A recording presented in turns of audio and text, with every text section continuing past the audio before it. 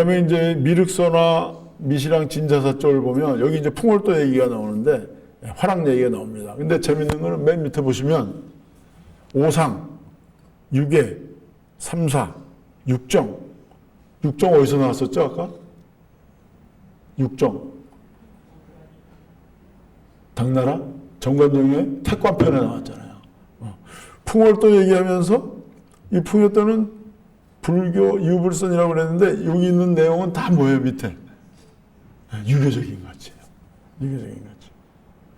특히 인의의 지신 유교적 가치죠. 아까 얘기했던 육정 유교적 가치. 그러니까 그 화랑들에게 충효 사상을 고취할 수 있는 그런 교육도 하고 그러면서도 내세에 대해서는 미륵신앙을 갖게 하고 그러면서도 수행 방법은 상마이도의 상렬이가랑 유호산수예요. 굉장히 도가적이에요. 그러니까 자연을 벗하면서 자연에서 체험하고 자연에서 배우는 이게 이제 화랑도에 나와 있는데 여기 미륵서나 미시랑 진자서쪽에 잘 나와 있습니다. 여기 이제 미륵 선화를 만나게 되는 대목이 이제 승려에 대한 얘기가 나오는데 굉장히 불교적이기도 하지만 굉장히 도교적인 측면도 있고 토착신앙과 관련되고 그런 면들이 나와 있습니다. 근데 여기 사실 미륵신앙은 이제 미륵상생이 있고 미륵하생이 있어요. 미륵상생은 이제 하늘로 올라가는 거고 하생은 미륵이 내려오는 거예요. 그래서 화랑이 미륵선화라고 하는 거는 미륵 일종의 하생적인 거예요. 그런데 이 미륵 선화를 만나는데 여기 보면 산신령도 나타나요. 여기 보시면 산신령이 노인으로 변해서 말하기를 여기는 무슨 일로 왔습니까? 미륵선화를 뵙고자 합니다. 그랬더니 그 노인이 지난번 이미 절에서 봤는데 뭘 또 구합니까? 그래서 흑면사로 돌아왔다. 이 부분 굉장히 이제 토착신앙과의 또 관계도 나오죠. 여러분들도 산신각 가보면 산신각의 산신령이 어떤 모습을 하고 있어요? 노인 모습. 수염 이렇게 길고 동자가 있고. 근데 오래된 산신은 할아버지가 아니에요. 산신 할머니. 그러니까 요즘 나와 있는 산신은 산신 할아버지로 나와 있는데 오래된 산신들은 할머니입니다. 지금 어딜 가보면 마포에 가보면 노고산이라고 있어요. 또 저기 어디지? 저 지리산에 가면 뭐가 있죠? 노고산. 노고가 다 뭐예요? 할머니. 저 대치동에 가면 무슨 산이 있어요? 대모산. 대모산은 큰엄마 산이 아니에요. 대모는 영어로 하면 그랜드마더예요. 무슨 말인지 알겠어요? 큰엄마가 아니고 할머니. 할머니 산이에요. 할미산. 그 왜 할머니 산이냐? 원래 우리나라 또 산이 이게 약간 쭈글쭈글해요. 노년기 산이에요. 그것도 있지만 산이 우리나라 사람들에게는 뭐예요? 삶의 터전입니다. 바람을 막아주지, 비가 오면 담아주지, 가뭄이 들면 샘에서 물을 내주죠. 그 다음에 밥해 먹으려면 뭐가 필요해요? 연료가 필요해요. 연료. 땔감이 어디서 나와요? 산에서 나와요. 산 없이는 우리나라는 살 수 없어요. 그 다음에 가뭄이 들고 흉년이 들었다. 뭘 먹어야 돼? 조금 목표가 어디서 나옵니까? 산에서 나와요. 그렇기 때문에 한국 사람들은 모든 집들이 산을 뒤에다 두는 배산 임수를 하고 있어요. 우리나라의 산은 70%예요. 우리나라 고속버스나 기차를 타고 가면서 쫙 보세요. 우리나라 마을이 어떻게 돼 있나. 전부 산 등성이 이렇게. 이게 한국 사람들의 삶의 주거 공간입니다. 그러다 보니까 산은 삶의 원천이에요. 땔감도 나와, 뭐 먹을 것도 나와, 비 홍수 가뭄 때 도와줘. 그렇기 때문에 산신령은 어머니 같은 존재예요. 그래서 할머니. 그래서 원래는 산신 할머니예요. 그런데 이게 이제 불교 이후에 남성으로 바뀌어요. 노구에서 노용으로 바뀌어요. 근데 요 시기가 어느 시기하고 비슷하냐면 원화에서 화랑으로 바뀌는 시기하고 비슷해요. 원화. 화랑의 원조는 원화입니다. 여성입니다. 그것도. 근데 원래는 이 원화는 이제 화랑도 마찬가지지만 화랑은 우리가 보통 다 전사 집단이라고 알고 있는데 사실은 그게 아니고 원래는 이 사람들이 제사 집단이에요. 제사 집단. 그러니까 제사 지내는데 이제 김유신도 봤죠, 여러분들. 하늘에 제사 지내고 막 제사 지내는 거. 근데 왜 이게 전사 집단이 됐냐? 근데 이 화랑들이 전쟁이 나갈 때 따라 나가요. 근데 전사 집단으로 나간 게 아니라 아버지 따라 나가든지 나가서 전쟁에 이기 바라는 입장에서 나갔는데 만약에 패하게 됐다 그럴 때 어떻게 자기를 희생해가지고 이제 관창이 그렇잖아요, 관창. 그러다 보니까 이 사람들이 전사인가 보다 하는데 원래는 제사 집단입니다. 제사 집단인데 그래서 원래는 원화 여성이었어요, 여성. 그러다 이제 남성으로 바뀌었는데 이제 전쟁이 일어나면서 이게 이제 전쟁에서 그런 역할도 하게 되고 하다 보니까 그 출신들이 이제 장군도 되고 또 훌륭한 재상도 되고 이러다 보니까 사실은 인재 뭐라 그럴까 그 인재군이에요, 인재군. 거기서 이제 이게 사실은 보면 보이스카우트, 걸스카우트 같은 거예요. 스카우트.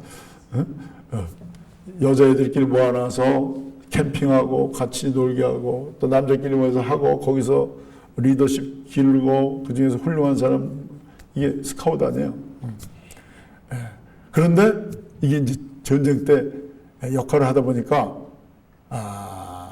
이제 특히 일본 사람들이 군국주의 시대 때 이 화랑을 사무라이하고 연결시키려고 그랬어요. 그래가지고 그 다음에 이제 우리 군사정권 때 또 이 화랑을 전사 집단, 학도고국단 하면서 그래서 여러분들은 되게 화랑은 전사 집단이라고 알고 있습니다. 그걸 이제 연결시켰어요. 옛날에 화랑이 통일의 여군이다. 그러니까 너희들도 학도고국단이 이제 우리나라는 이어야 된다. 이런 부분이 알게 모르게 있었던 거지. 원래는 화랑은 지금 봤듯이 유불선 융화하는 아주 청소년 교육기관 같은 인재 양성기관이다. 이렇게 아시면 됩니다. 그래서 수행하는 방법이 상마이 도예요. 서로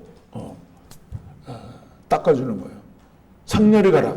근데 방법이 이렇게 사상적으로도 왔지만 문화예술적으로 노래하고 춤추고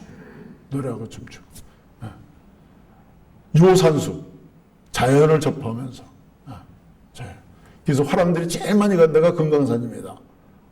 화랑들의 자료들이 주로 어디 많이 나타나요? 동해안으로 많이 나타나요. 제일 확실하게 남아있는 것 중에 하나가 이제 여러분들 방구대 양각화 아시죠? 거기서 2km 올라가면 천전리 양각화가 있어요. 천전리 양각화에 보면 거기에 화랑들이 왔다 갔다 한 화랑들 이름이 쫙 있습니다. 그러다 울진으로 해서 쭉 올라가서 금강산까지 화랑 유적들이 이렇게 많아요. 이게 이제 화랑들이 유호산수했던 요즘 말로 자연 체험 학습 이런 굉장히 도교적인 부분이 있어요. 도교적인 부분.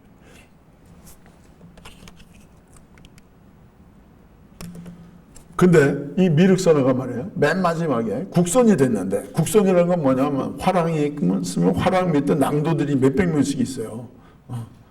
근데 전사 집단이면 원래 화랑과 낭도가 같이 전쟁에 나가야 되는데 그런 자료는 없어요.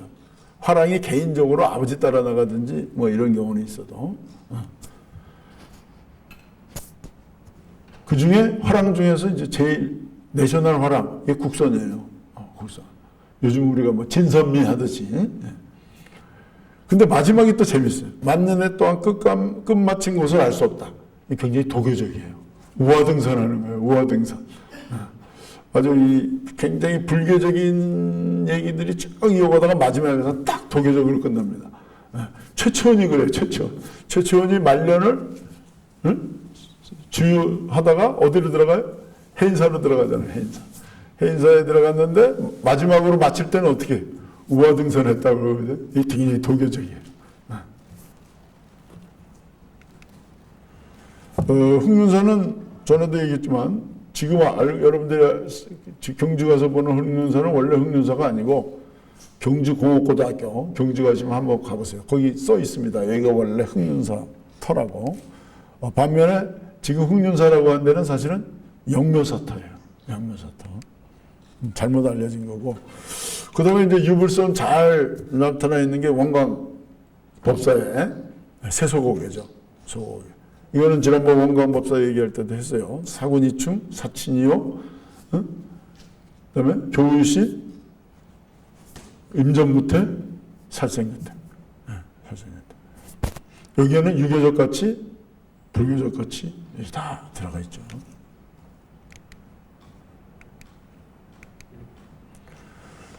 선도 성모 수의 불사자는 여러 번 얘기했었어요. 비구니 지혜가 절을 지려고 불사를 하려고 그러는데 재원이 안 됐는데 꿈에 선도산에 선모, 이 산신령이에요, 산신. 이 여성 아니에요, 여성. 그죠? 성모가 여성. 여성 산신이 나타나가지고 어디를 파봐라. 금이 나올 거다. 그거 갖고 절을 줘라. 그 대신 불보살과 함께 천신과 오학신분들을 같이 모셔라.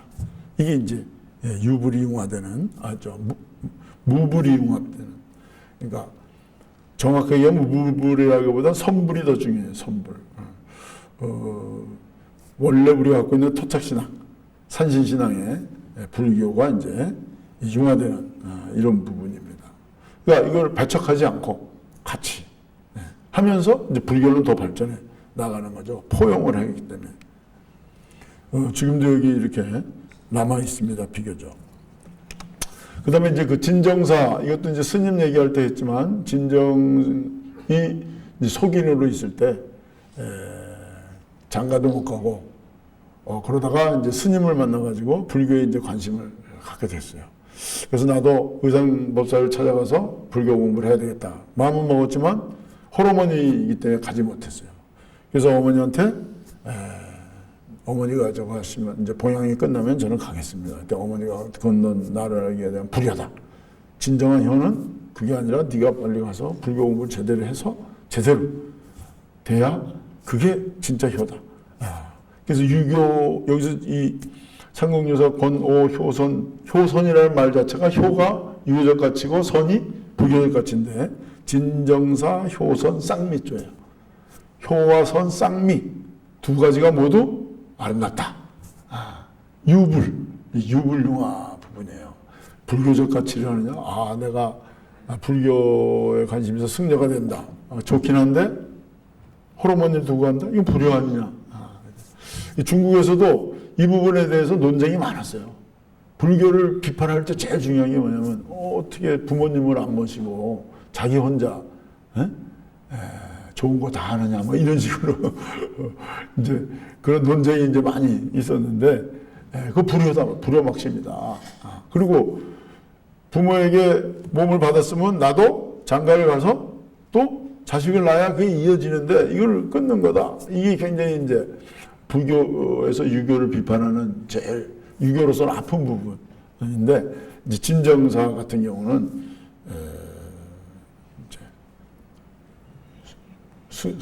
불교적 가치를 따르면서도 또 제대로 공부해서 어머니도 함께 이제 좋은 데로 가는 이런 것들을 보이고 있습니다. 그래서 효선 쌍미조가 바로 그런 거죠. 여기 보면 이제 의상법사에 가서 머리 깎고 제자가 돼서 진정이 돼가지고 3년 만에 이제 어머니의 부고가 일었어요. 근데 진정이 가부좌를 들고 선정에 들어가 7일 만에 일어나면서 선정에 들어서 어머니 환생한 것을 관찰했다.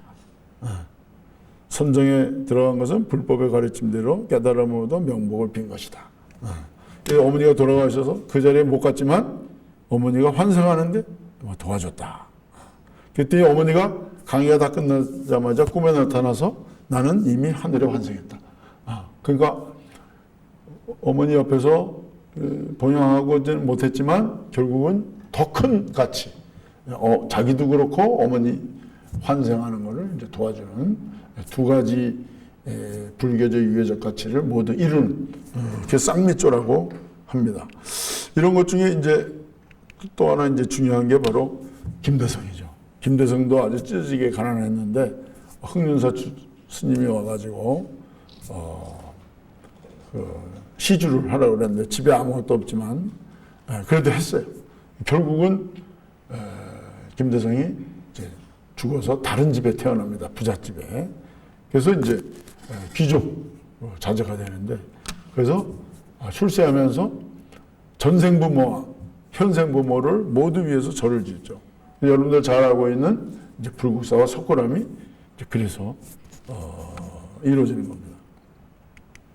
신충개관조는 말이죠. 신충이 이제 그 효송왕이 아직 왕위에 오르기 전에 같이 바둑을 뒀어요. 바둑을 두다가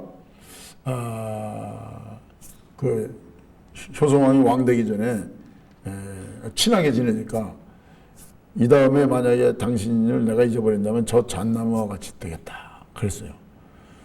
그 신충이 일어나서 절을 했는데 몇 달이 지나서 이제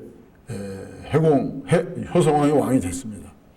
그래서 이제 그 왕이 오르면서 이제 여러 사람한테 일종의 이제 답례, 농공 행상을 했는데 신충은 빠뜨렸어요.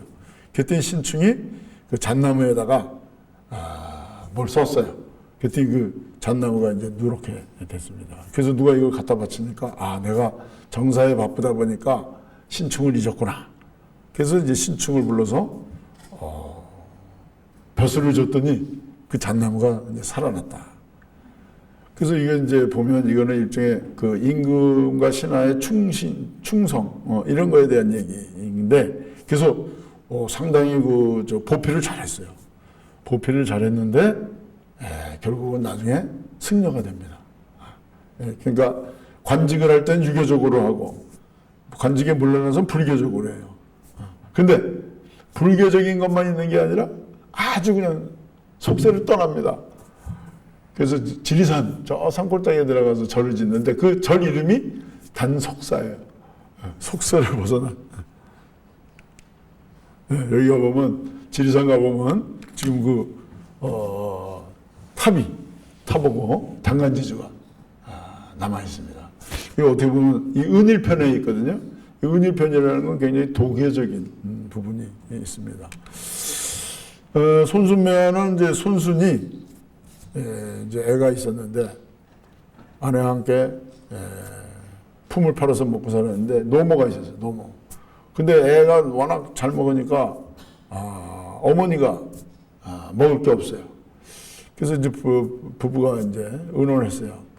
아이는 또 얻을 수 있지만 부모님은 다시 구할 수 없으니까 둘 중에 하나 택해야 되겠다.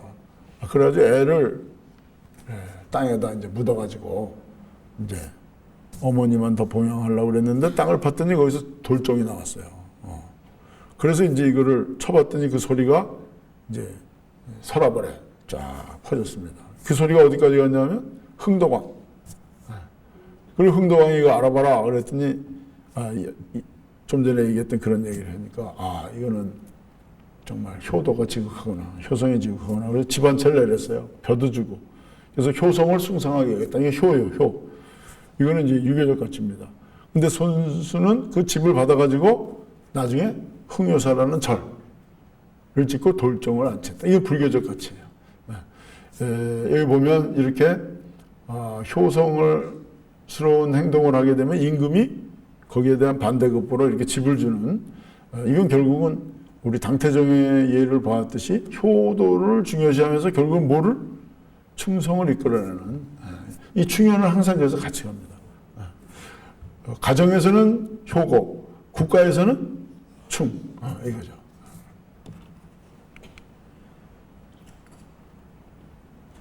지금도 그 사당이 있습니다. 가보면.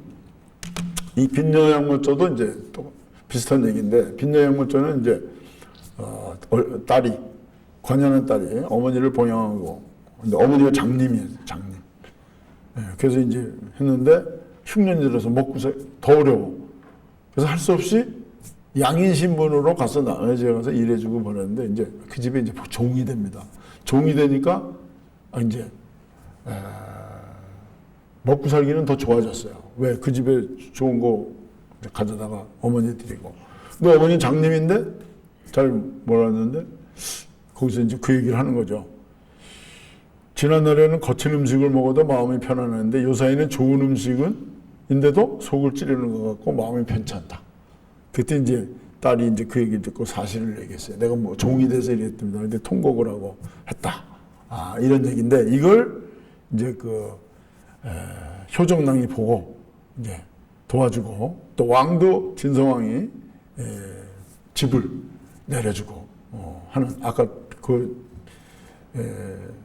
스토리는 비슷합니다. 그래서 효를 강조한 거에 대해서 충을 이끌어내기 위해서 이제 보답하고 그 받은 사람은 또 그걸 불교적으로 환원시키고 이런 효선쌍면. 근데 사실 이 효선쌍면은 진정사에서 잘 나타나 있듯이 이것은 이 상궁유사를 쓰신 이련 스님의 자기가 항상 고민했던 부분이에요.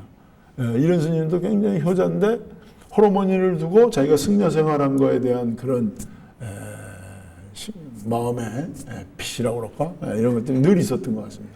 그래서 결국은 국사가 됐는데도 어머니를 봉양하기 위해서 나중에 이제 인각사에 오신 거죠. 어머니 돌아가시고 나서는 이제 상궁유사 쓰는 데만 몰두해서 이제 정말 불후의 명작 상궁유사를 남기는 겁니다. 다음은 일본인데요. 일본의 이제 이거는 김메이 천황조에 보면 백제 성명왕이 백제 성왕입니다.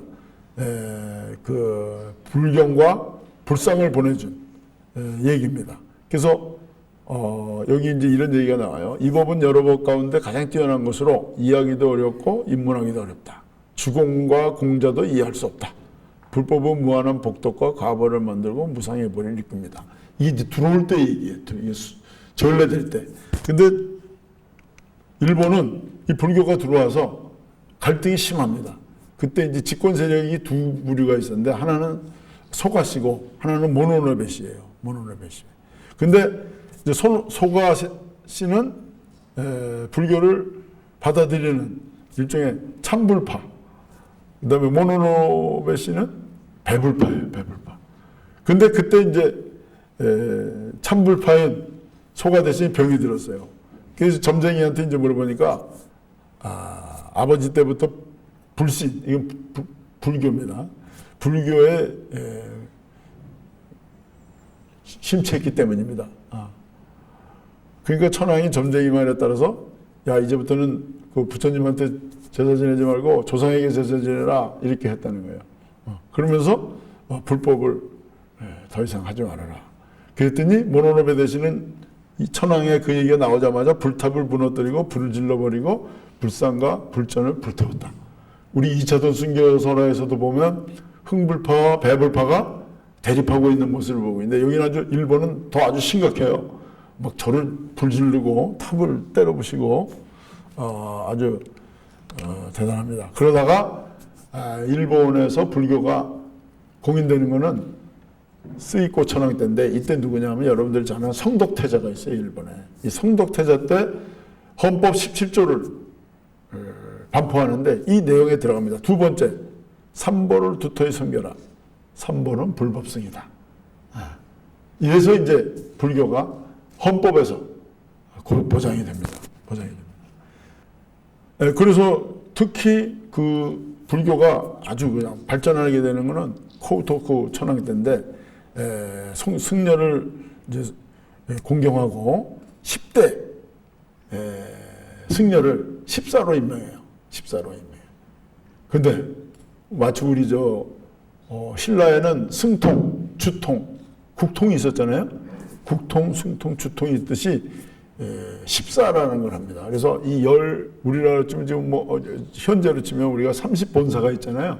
이때는 10개 14를 정해서 그 스님들이 각 지역을 맡아서 이렇게 관할하게. 근데 중요한 거는 여기 10명의 14 이름 중에 4명이 고구려 계통이고 4명이 백제 계통이에요. 두 승려만 일본 승려예요. 대단하죠? 그러니까 일본 불교의 중심은 역시 고구려와 백제 불교였다. 이걸 잘 보여줍니다. 그런데 이것만 보면 야 불교가 대단하구나 이렇게 생각하는데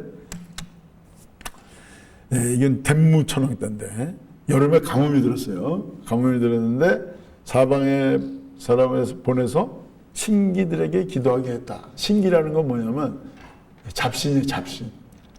좋게 얘기하면 신기라는 뜻은 하늘의 신을 이제 신이라고 그러고 땅빛 신을 지라고 그래요.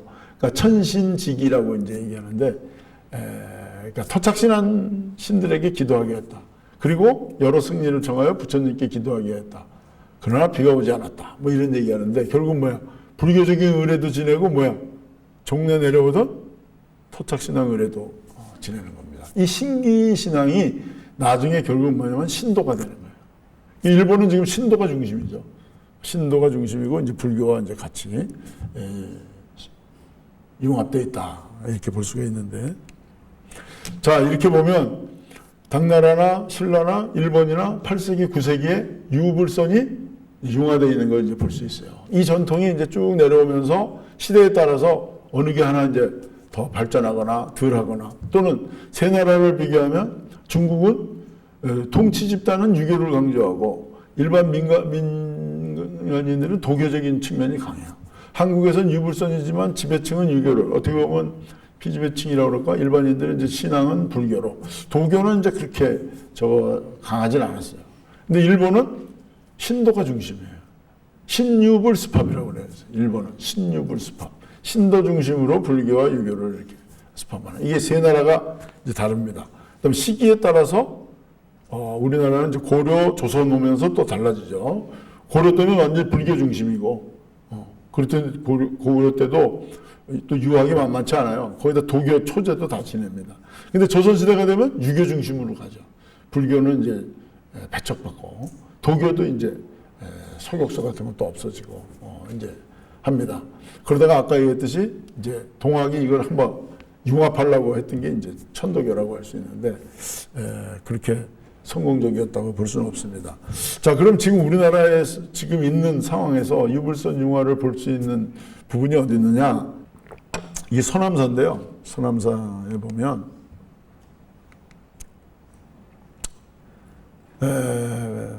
그 입구에 가보면 이제 장승이 있어요. 그다음에 이제 대웅전이 있고 맨 꼭대기에는 이제 산신각이 있습니다.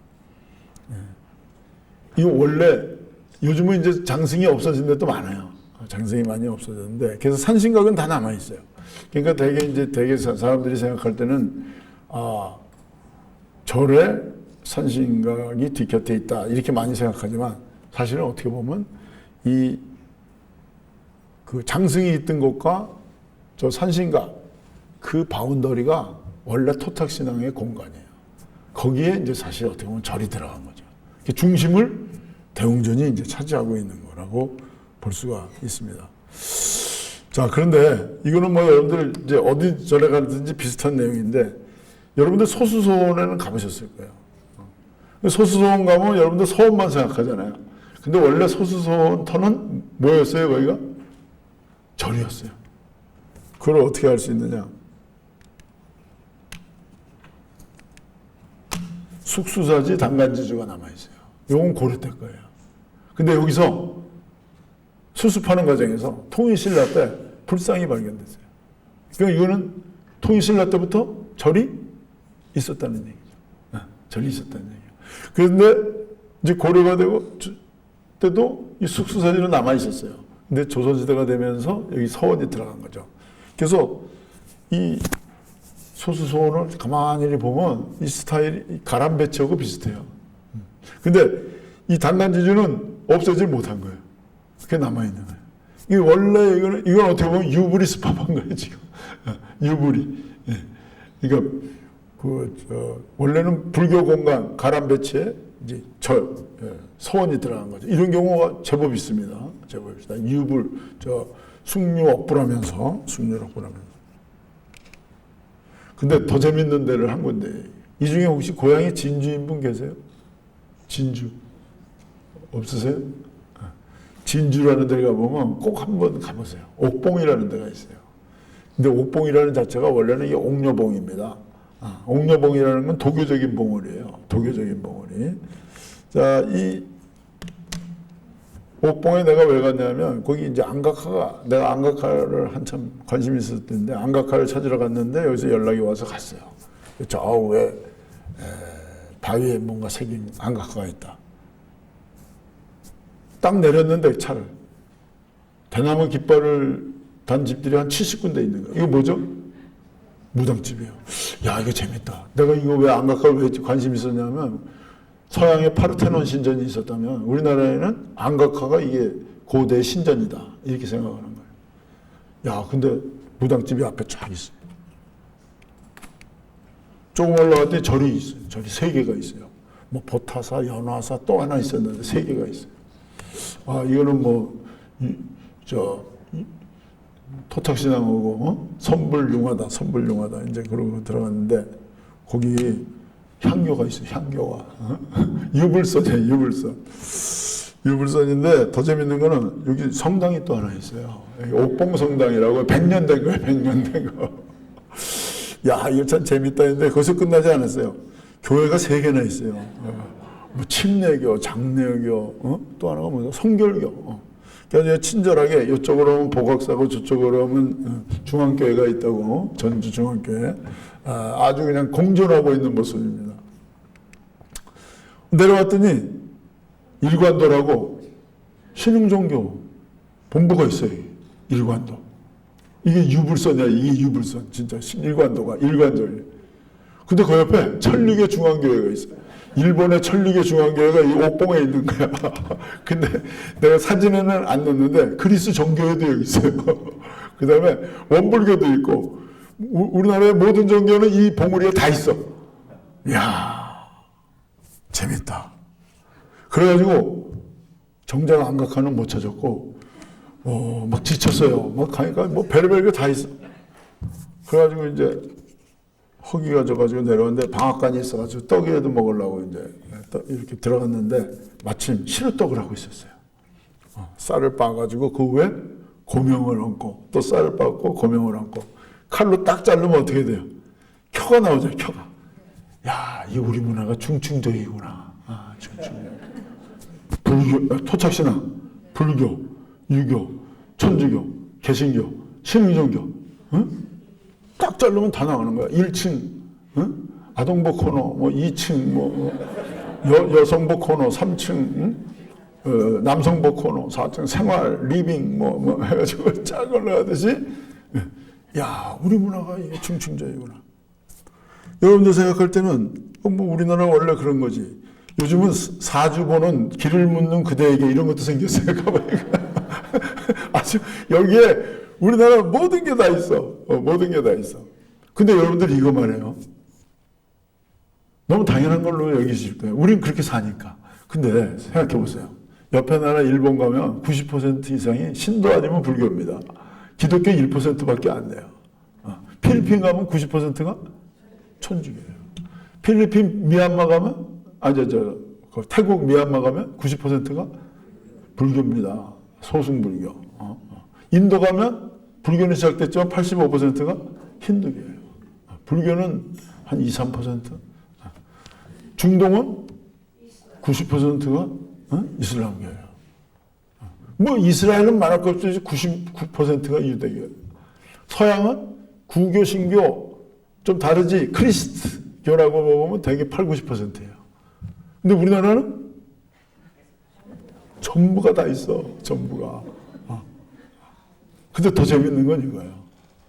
여러분들 샤머니즘 하면 이게 무속신앙하면 우리나라 건지 알잖아요. 이게 원래 어디서 들어왔는지 아세요? 시베리아에서 들어왔어요. 이 시베리아 샤머니즘이 청동기가 들어오면서 내려온 거예요. 그래가지고 이게 부리아트 야쿠트에서 몽골, 만주로 해서 우리나라에 들어온 거예요. 그래서 우리나라의 천신신앙, 산신신앙하고 연결돼서 이 샤머니즘이 무속신앙이 된 거예요. 근데 지금 부리아트 야쿠트에 몽고에 가면 샤만이 별로 없어요. 인간 문화재만 남아있어요. 인간 문화재. 우리나라에는 지금 샤만이 얼마나 있는지 아세요? 무당이? 얼마나 있을 것 같아요? 무당이. 얼마야? 얼마나 있을 것 같아요? 대략. 보통 이제 사람들이 몇만 명? 이렇게 얘기하잖아요. 우리 문화부에서 조사를 했어요. 30만 명이 있어요. 30만 명. 근데 그 중에 10만 명은 정규직 무당이고, 10만 명은 비정규직 무당. 그럼 나머지 10만 명은 이제 아무것도 아니야. 그럼 정규직과 비정규직은 뭐가 다르냐? 10만 명은 무업으로 먹고 사는 사람이 10만 명이 있는 거야. 근데 나머지 10만 명은 이제 아르바이트 무당이야. 그러니까 자기 일 있으면서 이제 가끔 이제 이렇게 아르바이트로 비정규직.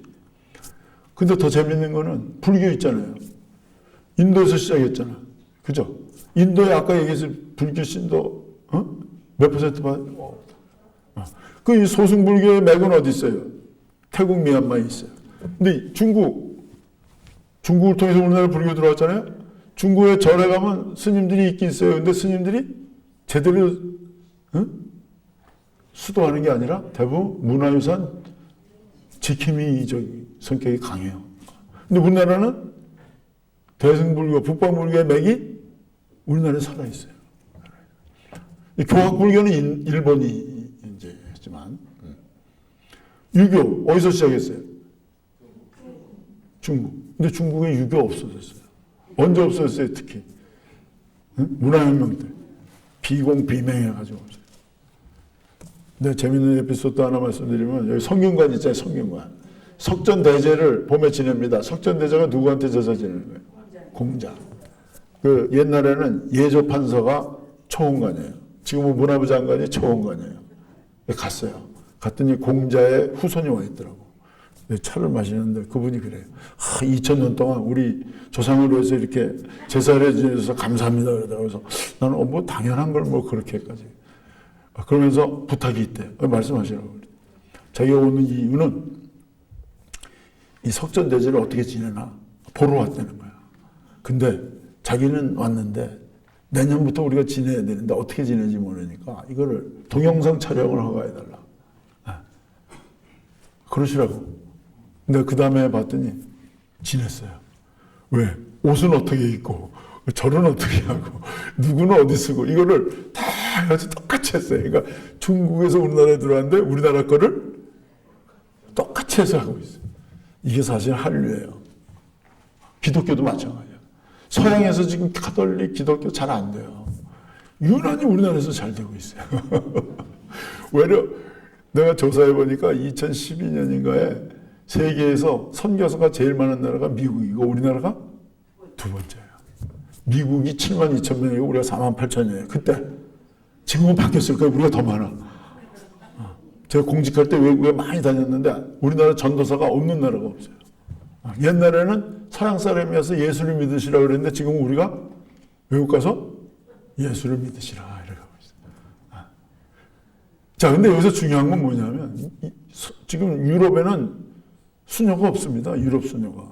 한국 수녀들이 가서 이렇게 하고 있어요. 내가 멕시코, 몽골 가도 전부 우리나라 전도사들이 다 가 있어요. 심지어 우리나라 아프간까지 갔어요. 아프간. 그래서 테러도 당하고 그랬잖아요.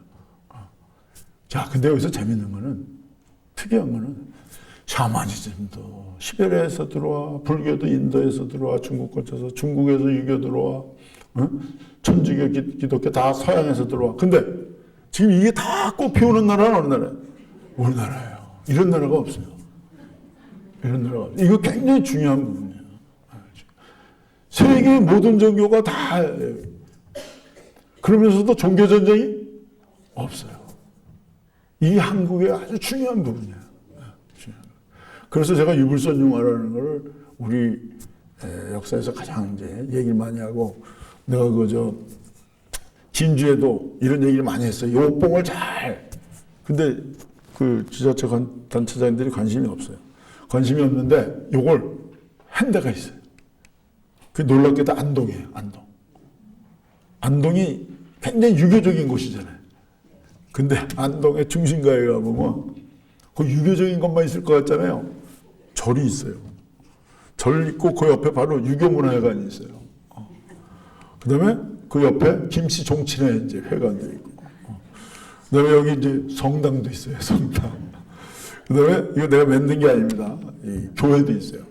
그래가지고 안동시장이 요거를 아이디어를 받아가지고 여기 이제 성덕도라고 신흥종교도 있어요. 요거를 종교타운을 만들었어요.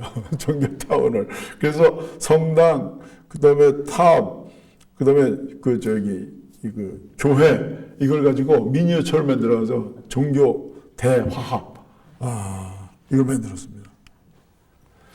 자, 지금 내가 이제 얘기한 얘기를 정리하면 우리나라는 이렇게 다른 나라의 외래 종교가 들어오고 신앙이 들어와서 이걸 한국적으로 토착화해서 이게 그냥 모두 다 어느 하나를 짓밟고 없애거나 배제하거나 이러지 않고 공존하고 있어요.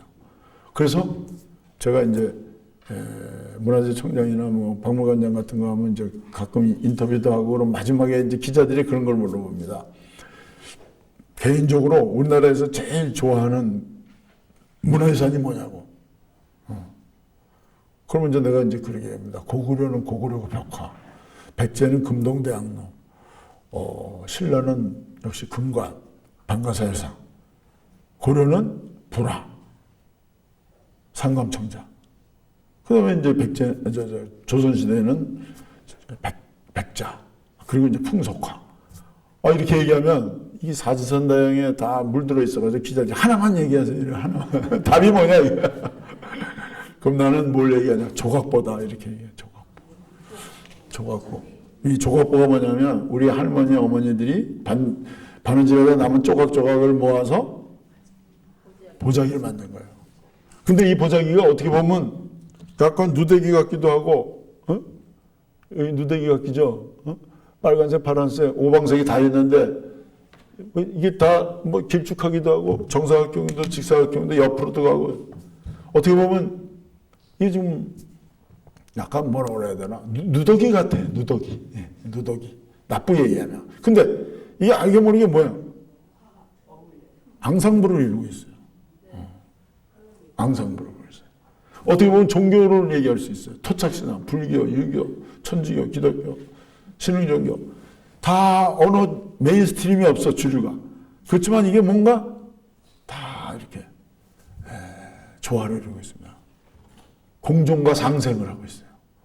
이게 한국 문화의 특징인데 이게 잘 남아있는 책이 바로 삼국유사다. 그래서 내가 삼국유사가 정말 한국의 정서를 잘 남기고 있다. 이렇게 얘기를 하는 겁니다.